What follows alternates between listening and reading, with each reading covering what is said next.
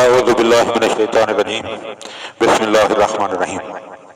حضرت خضر علیہ السلام کی دعا جو حضرت امیر المومنین علیہ السلام نے اپنے صحابی حضرت کمیل ابن زیاد نخعی کو تعلیم فرمائی تھی، جو دعائے کمیل کے نام سے مشہور و معروف ہے۔ اس میں ارشاد ہے: اغفر لمن لا یملک الا الدعاء، اسے بخش دے جس کا دعا کرنے کے سوا اور کچھ بس نہیں چلتا۔ دعا کرنے والا اس شعور و ادراک کے ساتھ دعا کرے کہ کائنات کے مالک حقیقی سے سوال کر رہا ہے، جس کے قبضۂ قدرت میں زمین و آسمان کے خزانوں کی کنجیاں ہیں، جیسا کہ ارشاد پروردگار ہے: لہو مقالید السماوات والارض، سارے آسمانوں اور زمین کی کنجیاں اسی کے پاس ہیں۔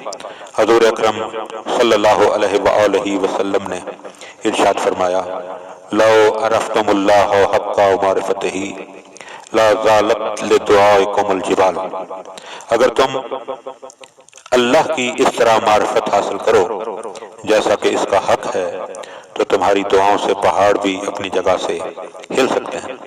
اس رحیم و کریم نے دعا کی قبولیت کا وعدہ فرمایا جیسا کہ اس کی ذات کا ارشاد گرامی ہے: اجیب الدعوت الداعی اذا دعان، میں دعا کرنے والوں کی دعا کو قبول کرتا ہوں جب وہ مجھے پکارے۔ دعا کی افادیت و قبولیت پر مزید برآں ارشاد قدرت ہے: قال ربکم ادعونی استجب لکم، تمہارے پروردگار کا ارشاد ہے کہ تم مجھ سے دعا مانگو میں قبول کروں گا۔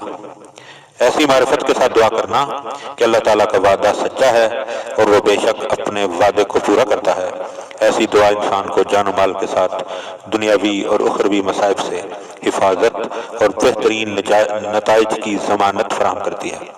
دنیاوی اور اخروی اور ارضی و سماوی جملہ نو کی آفات و بلیات سے محفوظ و مامون رہنے کے لیے حفاظت خود اختیاری کے عمل کو علمی اصطلاح میں دعا سے تعبیر کیا گیا ہے۔ اس میں اہم ترین اور عظیم ترین عمل کا نام دعا ہی ہے۔ دعا ہے کہ خداوند عالم ہمیں دعاؤں کی طرف متوجہ ہونے کی توفیق عطا فرمائے۔